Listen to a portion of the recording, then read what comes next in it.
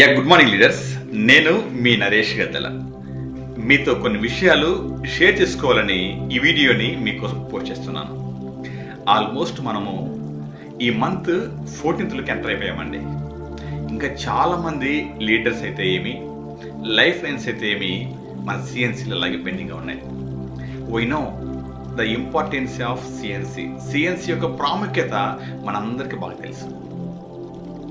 సిఎన్సీలో ఎంత అమౌంట్ మనం సేవ్ చేస్తున్నామో, ఆఫ్టర్ 4 months మనకి ఎంత మిగులుతుందో కూడా మనందరికీ బాగా తెలుసు. అయినా కానీ ఎక్కడ చిన్న యామర్పాటు వల్ల సిఎన్సీని మనం చేయలేకపోతున్నాం.